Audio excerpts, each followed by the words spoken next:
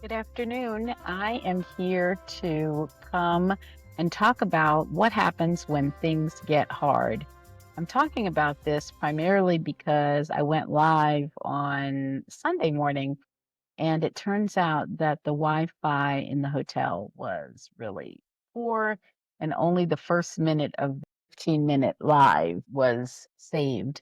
So I'm back with the content that I wanted to share with you, a personal story of what I had to do to complete my TEFL certification when things got hard in Guadalajara as a result of my injury and my initial excitement and goals about joining 7 amazing professional women for a teaching English as a foreign language certification course sort of got turned on end by the unexpected, which was this serious knee injury.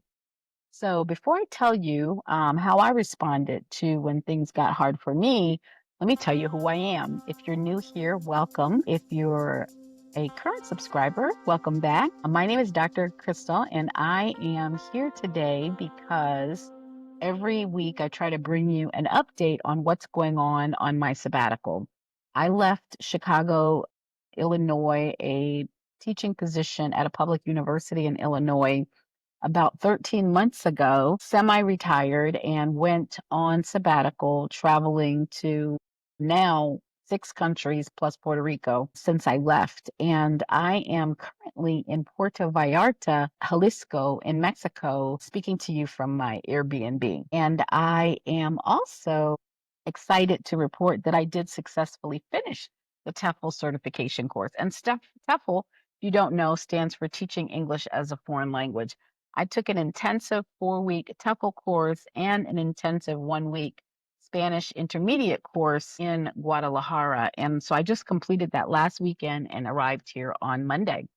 So the reality is, it was a tremendous workload TEFL program, and it had a really serious emotional impact for me because I would say that I became really disillusioned when I looked at the workload, and I really doubted my capacity to be able to finish that amount of assignments and teaching observations. And really, if you think about it, 4 weeks is like 20 business days. And not only did we get 12 practice teaching observations using these new skills, we also were observed, we did teaching observations, we did peer observations, we wrote essays, and we did homework assignments that were sort of like preparing teaching lesson plans for grammar in particular for many days. I did 3 micro teachings and grammar also as part of the certification course. And in the middle of this, the first 2 weeks in particular, I was in excruciating pain. So what happens when things get hard is that, you have to acknowledge the new circumstances, first of all. For example, I could not pretend I was not in pain. It was obvious to everyone that something was wrong. So my first order of business was trying to get treatment and to negotiate the healthcare services in a country where Spanish is the predominant language. So I was fortunate in that I was able to tap into my resources, which I think is another important strategy when things get hard. You have to look at yourself and say, what are the resources that I have? How can I get the help and support that I need? And for me, that was reaching out to a dear friend, Leslie, who is a new expat to Guadalajara, less than 6 months. She gave me the name of a primary care doctor who was able to come and contact me actually my second day in Guadalajara, and by the fourth day in Guadalajara, she and her assistant came to visit me at the Airbnb and treated my knee, gave me prescription for medication and some other things. And let me tell you, she also did a phenomenal job of continuing to check in on me to see how the medication was going. And I, of course, don't have health care in Mexico, so I paid out of pocket. And it was about using your resources in that case to access the healthcare system was an amazing and successful strategy for me. So I then was able to go to class, and what another difficulty or challenge that I had to navigate is that our class took place in a building that was not, disability accessible.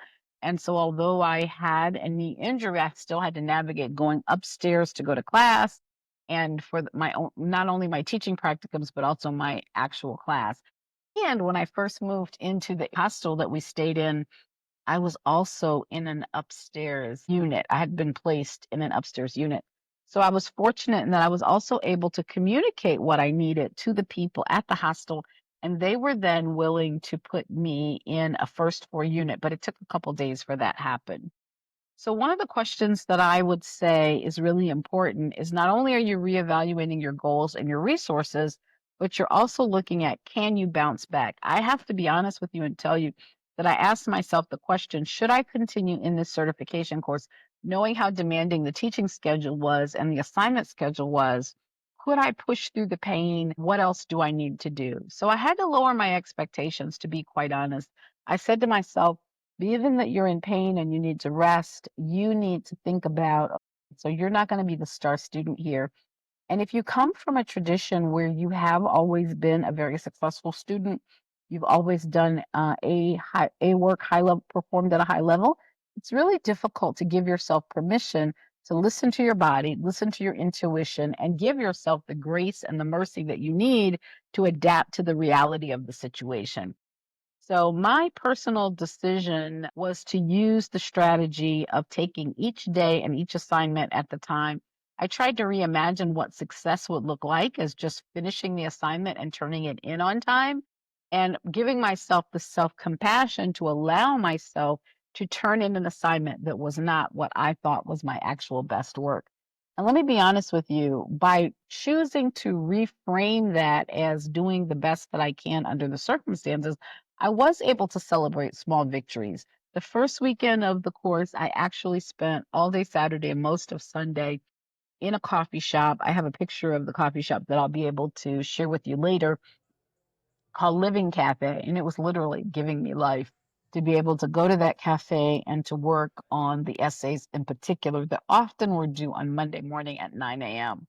So I redefined success given that I was going through a lot of difficulty. And honestly, I was proud of the work that I turned in, but it wasn't the quality of work that I probably could have turned in if I wasn't still struggling with pain, discomfort, and just rechanneling my mind and my energy to not focus on the pain when I was in pain, but allow myself to get into the where I could write and analyze the information that I needed to analyze to create lesson plans and produce the teaching experience that I wanted the students to have.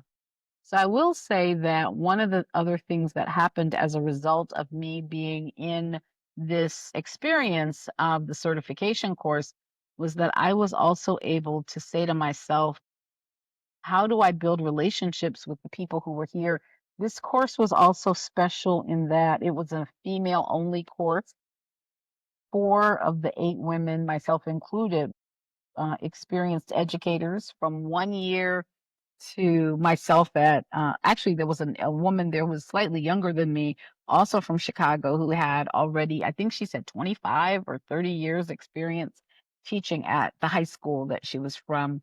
And then we also had people who were professional, had experience as professional trainers, just not in a K through 12 or higher education space. And so we were a very diverse group. There was a woman there who was from Russia. There was a woman there who was from Central America, but currently living in the US.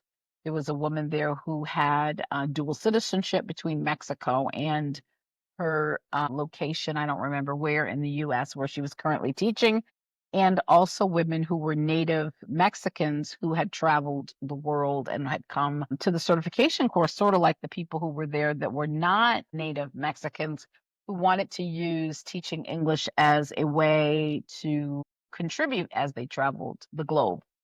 So this experience for me also taught me that we have permission that to change our mind. Like if I had decided to leave the course and postpone finishing the course, like that would have been okay too.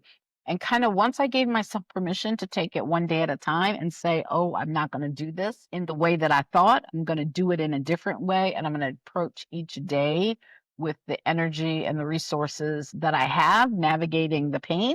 I was able to give myself permission to kind of show up for myself and my body and my needs in a way that made a lot more sense. And just saying that, like, you're good enough. You know, who you are at this level is also still good enough, was another thing that I learned to do.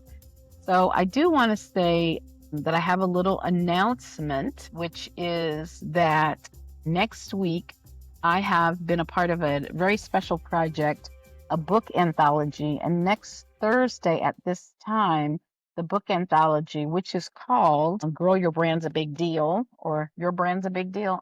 Don't quote me on the exact title, but it's basically a set of 12 inspiring stories of women entrepreneurs for how they have sort of redefined and rebranded themselves and their businesses as they have approached a variety of challenges. So it's a very inspiring set of individual essays. My story is called, or my chapter rather, is called You Deserve a Sabbatical. And so next Thursday, I will have a link. The Amazon bestseller campaign will begin on Thursday, August the 7th, and I will have a link to that posted on my page starting next Thursday. And I hope that you will consider taking a look at that book. So the first 24 hours after the release on August the 12th, the book is absolutely free. And I believe the book is $20 or $25 after the release on Amazon. So I would really appreciate your support in that, and I'm really excited about it.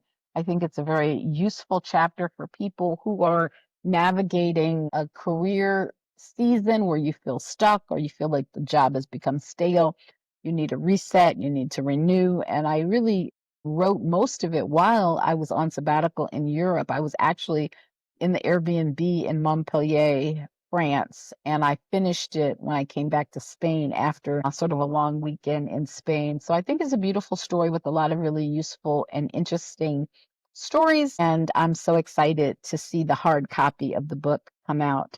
I'm also working on to launch this fall a workshop experience called The Audacity of You, which is about pushing through adversity and reframing situations in a way that benefits you and your family and your goals, and making sure that your career and professional goals are in alignment with those goals that are your personal and family, support your personal and family needs.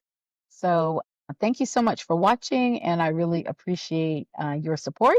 If you would please leave a comment, like the video, share it with a friend, especially a woman over 40 who's in transition, and I will see you in the next video. Bye-bye.